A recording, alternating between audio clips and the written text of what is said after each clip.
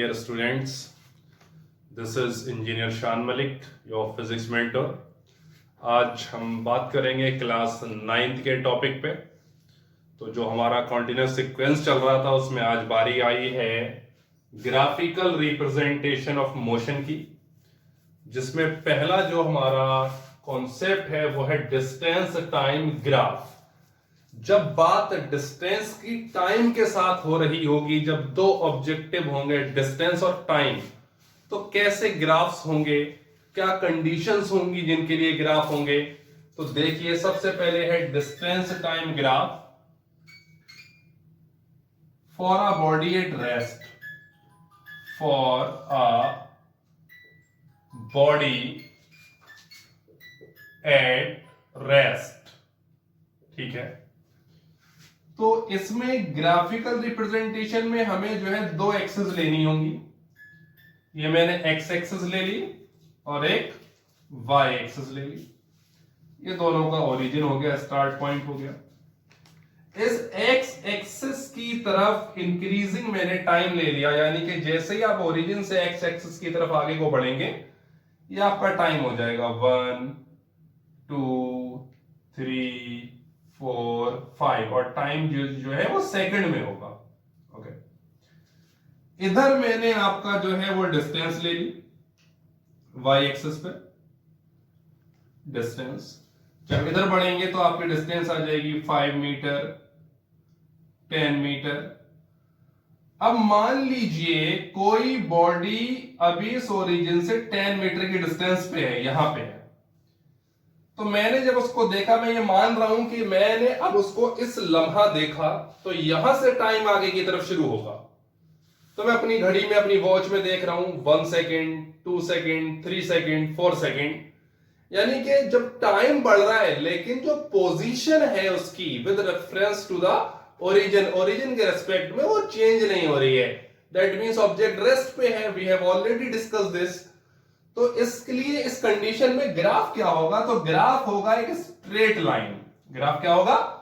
एक straight line and parallel to time axis, and parallel to time axis. तो ये point लिख लीजिए, जो ग्राफ होगा for a body at rest is a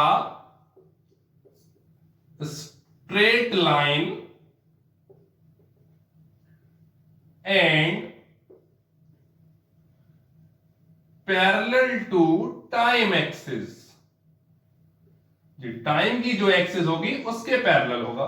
1 second पे भी डिस्टेंस वही 10 मीटर है, 2 सेकंड पे 3 सेकंड पे, यानी कि बॉडी रेस्ट पे है। तो उसको ग्राफिकल रिप्रेजेंटेशन में इस तरीके से हम शो करेंगे। देखिए, हमारा अगला ग्राफ होगा फॉर यूनिफॉर्म स्पीड, यानी कि फॉर यूनिफॉर्म स्पीड के लिए जब हम बात करेंगे, इसका मतलब ये है कि बॉडी मूव कर रही है, अब रेस्ट पे नहीं है, बॉडी मूव कर रही है लेकिन यूनिफॉर्म स्पीड से, यानी कि covers equal distances in equal interval of time. तो इसमें देखिएगा, वही हमने दो एक्सिस लेनी, X axis Y axis origin. इधर मैंने आपका टाइम ले लिया सेकंड में, और इधर मैंने डिस्टेंस ले ली मीटर में। डिस्टेंस है ये मीटर में। ठीक है, तो ये भी एक स्ट्रेट लाइन होगा। इसके लिए is a straight line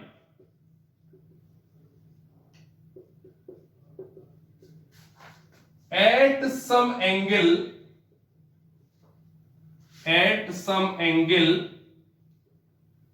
with time axis, यानी कि यहां ये टाइम एक्सिस से एक एंगल बना रहा होगा, जैसे हमने थीटा ले लिया कि थीटा कोई एंगल है, तो ये टाइम एक्सिस से एंगल बनाएगा, लेकिन स्ट्रेट लाइन होगी, कोई कर्व नहीं आएगा। यूनिफॉर्म स्पीड के केस में ये स्ट्रेट लाइन होगी। आपका जो स्पीड टाइम ग्राफ होगा यूनिफॉर्म स्पीड का डिस्टेंस टाइम ग्राफ, लेकिन एक एंगल बनाएगा टाइम एक्सिस से। ठीक है, अब calculation of speed, calculation of speed कि ग्राफ से स्पीड कैसे काउंट करेंगे हम। तो स्पीड हमें पता है डिस्टेंस अपॉन टाइम होती है। तो अब हमें यहां से डिस्टेंस चाहिए, तो ये डिस्टेंस हमें मिलनी चाहिए यहां पे, ये ये हाइट यहां से, और टाइम मिलना चाहिए ये यहां से यहां तक का। यानी कि इस पॉइंट पे अगर हम बात करें कि स्पीड कितनी है, तो ये आपका इस पॉइंट पे जो डिस्टेंस कवर हो रही हो और यहां पे जो टाइम कवर हो रहा हो, ठीक है। तो इसे हम लिख सकते हैं slope equals to slope of graph. तो स्लोप होता है आपका परपेंडिकुलर, ये परपेंडिकुलर अपॉन बेस। तो परपेंडिकुलर अपॉन बेस में इसको नेम दे दूं अगर ओ ए बी, तो ये ट्रायंगल हो गया ओ ए बी, परपेंडिकुलर हो गया ए बी, और ओ बी आपका जो है वो बेस हो गया ओ बी। तो यहां से हमको डिस्टेंस मिल जाएगी, ये देखिए डिस्टेंस मिल जाएगी, ये ए बी आपका वो डिस्टेंस के इक्वल होगा, और जो ये ओ बी है आपका ये टाइम मिल जाएगा कि इस टाइम में इतनी ये डिस्टेंस इसने ट्रेवल करी है। तो यहां से स्पीड काउंट कर सकते हैं हम इस ग्राफ से। तो हम बात करेंगे फॉर नॉन यूनिफॉर्म स्पीड के केस में। नॉन यूनिफॉर्म स्पीड में आपको पता है when an object covers unequal distances in equal interval of time, then वो आपका नॉन यूनिफॉर्म स्पीड बनेगा। तो देखिएगा किस तरीके से होगा। ये आपका डिस्टेंस की एक्सिस हो गई, ये टाइम एक्सिस हो गई, ओरिजिन, ये इस तरीके से कर्व लाइन होगा ग्राफ। तो यहां अगर मैं बात करूं, मैं डिवाइड कर दूं 1 2 3, इधर डिवाइड कर दूं 2 4 6, ठीक है। तो देखिए अब ये जब हम बात करेंगे इसमें 1 सेकंड में, तो मान लीजिए ये कोई 1 मीटर की डिस्टेंस आ रही है, फिर हम यहां बात करेंगे दूसरे वाले पे। तो अब ये 1 सेकंड में जब 1 मीटर आ रही है, तो 2 सेकंड में 2 मीटर आना चाहिए था। 3 सेकंड में आपका फिर ये देखिए डिस्टेंस ज्यादा कवर हो रही है। यहां अगर मैं ले लूं 4 सेकंड, तो ये देखिएगा, तो आप देख रहे हैं कि हर एक जो पेयर है डिस्टेंस और टाइम का, डिस्टेंस और टाइम का जो रेशियो आएगा वो अलग अलग आएगा। तो इसी तरीके से आपका जो स्पीड है वो नॉन यूनिफॉर्म है, वेरी कर रही है, कांस्टेंट नहीं है। इसका ग्राफ एक तरीके से और भी हो सकता है, वो कुछ इस तरीके से हो सकता है, टाइम डिस्टेंस, इस तरीके का भी ग्राफ हो सकता है आपका। जब यहां भी आप ऐसे पॉइंट्स लेंगे, तो यहां भी आपको हर अलग केस के लिए जो कॉम्बिनेशन मिलेगा वो अलग अलग मिलेगा, इसलिए ये नॉन यूनिफॉर्म स्पीड का ग्राफ है। अब हम बात करेंगे वेलोसिटी टाइम ग्राफ। पहला केस है body moving with constant velocity. Body move तो कर रही है लेकिन वेलोसिटी कैसी है, कांस्टेंट है। तो देखिएगा एक्स एक्सिस पे टाइम ले लिया, फिर से सेकंड में है, इधर वेलोसिटी ले ली v, मीटर पर सेकंड में है। मान लीजिए कि यहां पे 10 की रेटिंग है, ये 5 की रेटिंग हो गई, 1 2 3 4। तो अगर कोई बॉडी सपोज 10 मीटर पर सेकंड की वेलोसिटी से चल रही है, 1 सेकंड तक, 2 सेकंड तक, 3 सेकंड तक, 4 सेकंड तक अगर वो कॉन्टिन्यूस आपकी 10 मीटर पर सेकंड की वेलोसिटी पे चलती है, तो पहला point, it is a straight line, it is a straight line parallel to time axis, parallel to time axis, कि ये जब भी कोई बॉडी कांस्टेंट वेलोसिटी से मूव करेगी तो आपका जो ग्राफ होगा वो स्ट्रेट लाइन होगा, लेकिन पैरेलल होगी वो लाइन किसके, टाइम एक्सिस के पैरेलल होगी। ओके। दूसरा इसमें अब हम कैलकुलेट करेंगे इतनी वेलोसिटी से चलने के बाद कितना डिस्प्लेसमेंट इसने लिया। तो displacement equals to area of graph. Area of graph देख लीजिए, तो ये 4 सेकंड तक चली, तो मैंने यहां से परपेंडिकुलर ड्रॉ कर दिया एक टाइम एक्सिस पे। अब आप देख रहे हैं एक रेक्टेंगल बन रहा है, तो रेक्टेंगल के लिए क्या होता है, length into breadth, L into P। तो अगर इस केस के लिए बात करूं तो आपका 10 इंटू 4, 40 मीटर। अब ये आपकी क्या है, वेलोसिटी, ये क्या है, टाइम। तो डिस्प्लेसमेंट इक्वल्स टू क्या होता है, वेलोसिटी इनटू टाइम। तो जो प्रीवियस फॉर्मूला है वो भी हमारा सेटिस्फाई हो रहा है यहां पे। तो इस तरीके के केसेस इस तरीके से हम सॉल्व कर लेंगे। वेलोसिटी टाइम ग्राफ में अब हम बात करेंगे फॉर यूनिफॉर्म एक्सेलरेशन। बहुत इंपॉर्टेंट केस है, ध्यान से देखिएगा। एक्स एक्सिस, वाई एक्सिस, यहां मैंने वेलोसिटी लेनी है मीटर पर सेकंड में। ओरिजिन, यहां मैंने टाइम लेना है सेकंड में। ओके, तो ये भी एक स्ट्रेट लाइन होगा। ये जो ग्राफ होगा, पहला point, it is a straight line at some angle with time axis। Time axis, ये एंगल मान लीजिए थीटा है। तो यूनिफॉर्म एक्सेलरेशन यानी कि वेलोसिटी बढ़ तो रही है लेकिन सेम रेट पे बढ़ रही है। एक्सेलरेशन होता है rate of change of velocity per unit time, मतलब कि change in velocity upon time. Acceleration का फॉर्मूला सबको पता है, A equals to change in velocity, change in velocity upon time, जो हम निकाल चुके हैं already, v minus u by t. मान लीजिए कि बॉडी, हमने दो कंडीशन ले रहे हैं हम, कि ये फाइनल वेलोसिटी v है, यहां कहीं बॉडी की वेलोसिटी u थी। ओके, जब ये एंगल थीटा है तो ये भी थीटा हो जाएगा। इस पॉइंट को A कह दीजिए, इसको B कह दीजिए, यहां से एक परपेंडिकुलर ड्रॉ कर दीजिए टाइम एक्सिस पे। इस पॉइंट को C कह दीजिए, इस पॉइंट को। और ये जो टाइम लग रहा है यहां पे, इसको कह दीजिए T। यहां से यहां तक जो टाइम लगा वो T है, इतना टाइम। तो एक्सेलरेशन जो है आपका,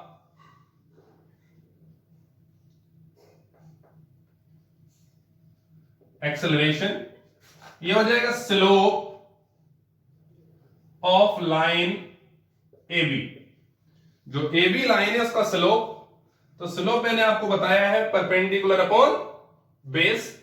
तो परपेंडिकुलर है आपका यहां पे BC और बेस है आपके पास AC। ठीक है, तो इतना अमाउंट आपका यहां से यहां तक की ये वेलोसिटी V है, ये वेलोसिटी U है। तो इतना अमाउंट कितना हो जाएगा, ये BC जो है ये हो जाएगा आपका V माइनस यू। तो ये आपका हो गया V माइनस यू। जो टाइम लग रहा है वो टाइम है आपका A से C, जो टाइम है वो है आपका T। तो acceleration equals to V minus you upon T। तो जो बेसिक फॉर्मूला है हमारा, हमने यहां ग्राफ से भी प्रूफ कर दिया। तो ये है आपका एक्सेलरेशन। इस तरीके से हम एक्सेलरेशन को कैलकुलेट कर सकते हैं। अब हम बात करेंगे वेलोसिटी टाइम ग्राफ के केस में, VT ग्राफ के केस में फॉर नॉन यूनिफॉर्म एक्सेलरेशन। तो नॉन यूनिफॉर्म का ग्राफ जो है हमेशा कर्व लाइन होगा। ये वेलोसिटी आ जाएगी आपकी, यहां टाइम। नॉन यूनिफॉर्म का ग्राफ कर्व क्यों होगा, आप यहां पे निकालेंगे इतना अमाउंट, क्योंकि एक्सेलरेशन आपका वेलोसिटी अपॉन टाइम। फिर यहां दूसरा रेशियो लेंगे, तीसरा रेशियो लेंगे, तो हमेशा ये जो रेशियो आएगा वो अलग अलग अलग अलग आएगा। तो जब अलग अलग आता है, यानी कि change in amount of velocity is not equal to the amount of time interval, तो ऐसे केसेस हमारा जो है कि यूनिफॉर्म एक्सेलरेशन क्या है, यूनिफॉर्म एक्सेलरेशन है when an object increasing its velocity at a constant rate. तो ये यूनिफॉर्म एक्सेलरेशन हो गया, जिसके लिए ग्राफ स्ट्रेट लाइन है। तो जब भी हम वेलोसिटी और टाइम का जो रेशियो लेंगे हर एक इंटरवल के लिए, वो कांस्टेंट आएगा। लेकिन जब बात करेंगे नॉन यूनिफॉर्म एक्सेलरेशन में, तो the rate of velocity change is not constant, यानी कि जो velocity per unit time change हो रही होगी वो अलग अलग रेशियो के अकॉर्डिंग होगी। इसलिए जो ग्राफ है वो आपका कर्व है। तो अब हम बात करेंगे equations of motion by graphical method. लिख दीजिए मोस्ट इंपॉर्टेंट। जी हां, बहुत इंपॉर्टेंट है। यहां हमने क्या किया है, ये ग्राफ आपको दिख रहा होगा। इनिशियली कोई बॉडी है जिसके पास ऑलरेडी इनिशियल वेलोसिटी है u, उसके बाद वो यूनिफॉर्मली एक्सेलरेट करना शुरू करता है A पॉइंट से B पॉइंट तक और फाइनल वेलोसिटी गेन करता है v। और इतने में उसको टाइम लगता है t, तो उतने के लिए ग्राफ लिया गया है O से D तक। ये जो वैल्यू है वेलोसिटी की वो v है, और O से A तक जो वेलोसिटी है वो u है। तो इतने में से इतना माइनस करेंगे तो ये जो पोर्शन है A से D या B से C वो आपका v माइनस u हो जाएगा। ये आपका B से C के बराबर है और A से D के बराबर है, एक ही बात है। तो हम यहां बात करेंगे फर्स्ट इक्वेशन की। फर्स्ट इक्वेशन सभी जानते हैं क्या है, v equals to u plus a t. v equals to u plus a t, ये हमको प्रूव करना होगा। देखिए कैसे प्रूव करेंगे। तो हमें लिखना होगा कि जो एक्सेलरेशन है वो आपका क्या होता है, स्लोप। किसका, ए बी के स्लोप की बात करेंगे। किसके स्लोप की बात करेंगे, ए बी का जो स्लोप है। तो ए बी का स्लोप आपका मैं स्लोप बता ही चुका हूं, जिस ट्रायंगल में वो आ रहा हो परपेंडिकुलर अपॉन बेस कर दीजिए। ये रहा परपेंडिकुलर बीसी अपॉन बेस ए सी। तो आप देख लीजिए जो बी सी की वैल्यू है वो है v माइनस यू, और जो ए सी की वैल्यू है ए सी वो आपका क्या है, t है। तो ये आपका t हो गया। तो a equals to v minus you upon t. तो ये यहां से हो गया a t equals to v minus u. तो ये आपका finally v equals to u plus a t. पहली इक्वेशन आपकी आ गई। देख लीजिए, इसको स्क्रीनशॉट ले लीजिए, बिकॉज जगह कम है, मुझे इसको इरेज करना पड़ेगा सेकंड इक्वेशन के लिए। मैं इसको इरेज कर रहा हूं। सेकंड इक्वेशन के लिए बात करेंगे।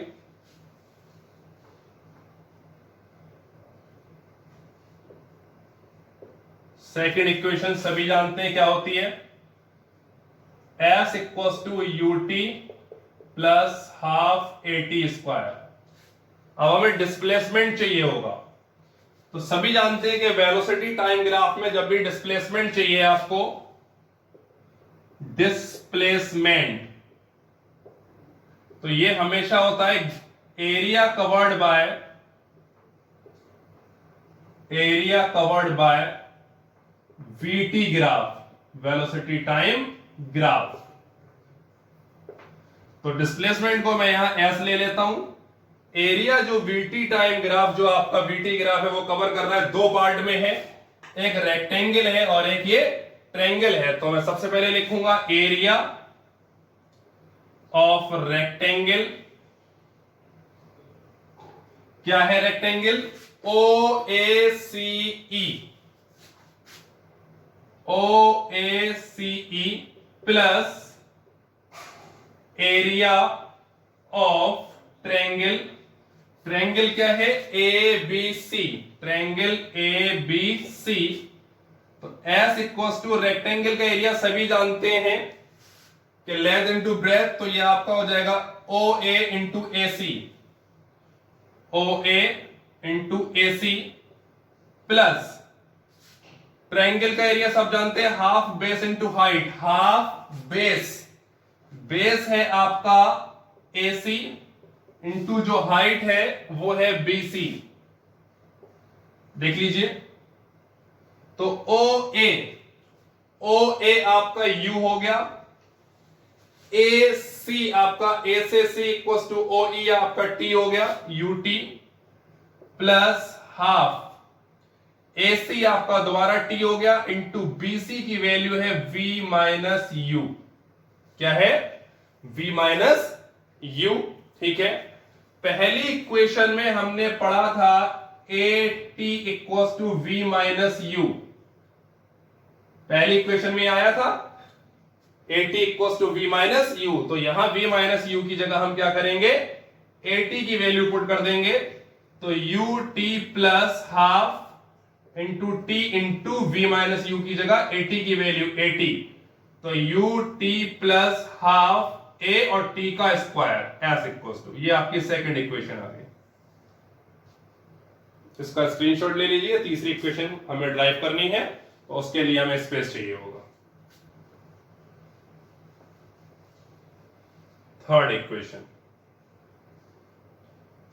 सभी जानते हैं v square equal to u square plus 2as। तो फिर से वही कॉन्सेप्ट लेंगे डिस्प्लेसमेंट वाला। Displacement equals to area covered by velocity time graph. तो यहां हमने ले लिया displacement equals to area covered by VT graph. तो डिस्प्लेसमेंट आपका एस हो गया, area covered by VT graph है आपका यहां पे आपकी, हमको इसको दूसरे एंगल में देखना होगा। तो आप देख रहे हैं ट्रेपेजियम बन रहा है आपका। तो area of trapezium, area of trapezium हो गया आपका। एस ले रखा है, ट्रेपेजियम का एरिया होता है half sum of its parallel sides. तो पैरेलल साइड पहली वाली इसकी जो है ओ ए है, प्लस दूसरी पैरेलल साइड है BE into perpendicular distance between two parallel जो साइड्स हैं उसके बीच की परपेंडिकुलर डिस्टेंस वो आपकी क्या है, एसी। ठीक है, तो यहां वैल्यूज रख देंगे हाफ, ओ ए की वैल्यू आपकी यू, बीई की वैल्यू वी और एसी की वैल्यू टी। ये मिल गया आपको। ठीक है, नो प्रॉब्लम। सभी जानते हैं कि पहली इक्वेशन से t की value v minus you upon A होती है, बिल्कुल जानते हैं। ये वैल्यू यहां रख देंगे। तो s equals to half v plus u और t की जगह v minus u by a. तो मल्टीप्लीकेशन का सिंबल है ये 2 और a जो अपॉन में वो इधर आ जाएंगे। तो 2as equals to v plus u and v minus u। अब एक बार प्लस में है एक बार माइनस में, तो 2as ये हो जाएगा v square minus you square. तो यहां से आप यू स्क्वायर को उधर भेज दीजिए। तो v square equals to u square plus 2as, ये आपकी थर्ड इक्वेशन आ गई मोशन की। बहुत इजी डेरिवेशन है तीनों इक्वेशंस का। क्लास 9 चैप्टर फर्स्ट मोशन का लास्ट टॉपिक है हमारा यूनिफॉर्म सर्कुलर मोशन। तो सर्कुलर मोशन का मतलब ये है कि जब कोई ऑब्जेक्ट किसी सर्कुलर पाथ पे मोशन करेगा, when an object take motion on a circular path then it's said to be circular motion. लेकिन when with constant speed, constant speed, तो ये क्या कहलाएगा, यूनिफॉर्म सर्कुलर मोशन कहलाएगा। मान लीजिए ये इसकी रेडियस आर है, ठीक है, तो ये आपका सर्कुलर मोशन करेगा, तो यूनिफॉर्म सर्कुलर मोशन कहलाएगा। कुछ इंपॉर्टेंट बातें मैं आपको बताता चलूं कि आपने देखा होगा बचपन में अगर किसी ने किया हो ये कि हम एक छोटा सा पत्थर एक छोटी सी रस्सी में बांध लें और उसको जब घुमाते हैं तो उसको स्लो घुमाते हैं तो स्लो सर्किल बनता है, मतलब छोटा सर्किल बनता है हमारे हैंड को सेंटर मानते हुए इस तरीके से। और जब उसको तेज तेज घुमाते हैं तो बड़ा सर्किल बनने लगता है। किसी एक इंस्टेंट पे अगर वो पत्थर टूट जाए तो कहां जाएगा। मान लीजिए ये यहां कोई पत्थर है, ये यहां पे कोई बंदा खड़ा हुआ है, वो इसको आर रेडियस या आर लेंथ की कोई रोप है और इसको घुमा रहा है इस तरीके से। अगर इसी इंस्टेंट पे यहां ये पत्थर टूट जाए तो ये जाएगा यहां, तो ये हो इसकी लीनियर वेलोसिटी। यहां टूटेगा तो जाएगा यहां, यानी कि हर जगह डायरेक्शन चेंज हो रही है। तो uniform circular motion also known as accelerated motion. Accelerated motion, ये एक नंबर का क्वेश्चन कई बार आ चुका है कि why uniform circular motion considered as accelerated motion, because the direction is changing at every instant of the path. तो direction change हो रही है, तो डायरेक्शन चेंज की वजह से ये आपका एक्सेलरेटेड मोशन कहलाता है। लेकिन जो स्पीड है वो कांस्टेंट रहेगी। स्पीड क्या है, वो कांस्टेंट रहेगी। तो उस टाइम पे जब ये आपका सर्कुलर मोशन कर रहा होगा तो इसमें दो फोर्स लगेंगे, एक फोर्स बाहर की तरफ और एक फोर्स इस स्ट्रिंग के अलोंग सेंटर की तरफ, सेंटर ओ की तरफ। दोनों ही फोर्स, अगर मैं इसको F1 और इसको F2 कह दूं, तो दोनों ही फोर्स एक दूसरे के इक्वल होंगे मैग्नीट्यूड में और डायरेक्शन में अपोजिट होंगे। जो बाहर की तरफ लग रहा होगा उसे कहेंगे सेंट्रीफ्यूगल फोर्स और जो अंदर की तरफ लग रहा होगा उसे कहेंगे सेंट्रीपिटल फोर्स। मान लीजिए अब आप किसी सर्कुलर पाथ पे साइकिल लेके निकले और आप साइकिल चला रहे हैं, तो आप तब तक वो मोशन करते रहेंगे जब तक ये फोर्स आपका बैलेंस है। अगर इनर जो अंदर वाला फोर्स है वो आपका ज्यादा हुआ इस बाहर वाले से, तो आप अंदर की तरफ गिर जाएंगे, और ये बाहर वाला ज्यादा हुआ अंदर वाले से, तो आप बाहर की तरफ गिर जाएंगे। ये रीजन होता है स्लिपिंग का। और जब तक दोनों बैलेंस रहेंगे तो बॉडी आपकी कॉन्टिन्यूअस सर्कुलर मोशन करती रहेगी। अब यहां वेलोसिटी कैसे निकालेंगे? वेलोसिटी होती है आपकी डिस्टेंस अपॉन टाइम। मान लीजिए किसी भी ऑब्जेक्ट ने एक रिवॉल्यूशन कंप्लीट कर लिया, तो एक आपका 1 राउंड जब कंप्लीट हो गया तो सरकमफेरेंस हो जाएगी, वो आपकी सरकमफेरेंस कहलाएगी 2 पाई आर अपॉन टाइम। तो यहां से वेलोसिटी निकाल लेंगे और जो सेंट्रीपिटल या सेंट्रीफ्यूगल फोर्स लगेगा उसका फॉर्मूला होता है mv² अपॉन आर। हाँ तो माय डियर स्टूडेंट्स, अब हमने पहला चैप्टर क्लास 9 मोशन जो है वो कंप्लीट कर लिया है। आई होप आपको ये बहुत अच्छे से समझ में आया होगा। एक सजेशन है मेरा आप सबके लिए, जो हमने डेरिवेटिव पोर्शन है उनको आप 2-2 3-3 बार रिटर्न में करें, वीडियो को 2-2 बार देखें, ताकि जितने कॉन्सेप्ट्स हैं वो आपके क्लियर होते चले जाएं। जल्द ही हम ग्राफिकल जो रिप्रेजेंटेशन ऑफ मोशन था उसके न्यूमेरिकल्स के साथ एक वीडियो में आपको और भेज दूंगा। तो यहां से आपका जो चैप्टर है, चैप्टर फर्स्ट मोशन, वो कंप्लीट हो जाएगा। इसके बाद हम मिलेंगे आपको अगले चैप्टर के साथ।